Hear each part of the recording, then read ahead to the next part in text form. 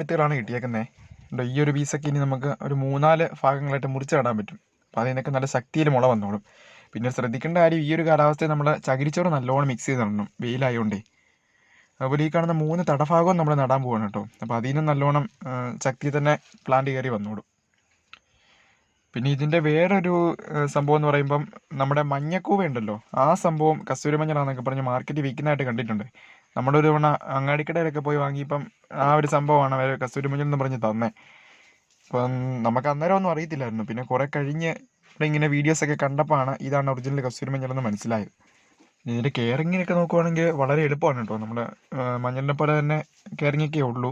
പിന്നെ അടിവളമൊക്കെ നല്ലോണം ഇട്ട് കൊടുത്താൽ നല്ല ശക്തി തന്നെ വിത്തുകളൊക്കെ ഉണ്ടാകും. അതുപോലെ തന്നെ അത്യാവശ്യം ഇതിൻ്റെ പൊടിക്കാണേലും വിത്തിനാണേലും നല്ല വിലയുള്ളൊരു വെറൈറ്റിയാണ് കേട്ടോ ഇത്. മെയിനായിട്ട് ഇതിൻ്റെ ഉപയോഗം എന്ന് പറയുമ്പം നമ്മുടെ മുഖത്തൊക്കെ തേക്കാനും പിന്നെ ഈ സൗന്ദര്യവർദ്ധക വസ്തുക്കളൊക്കെ ഉണ്ടാക്കാനൊക്കെ ആയിട്ട് ആണ് യൂസ് ചെയ്യുന്നത് കേട്ടോ. നമ്മളെന്തായാലും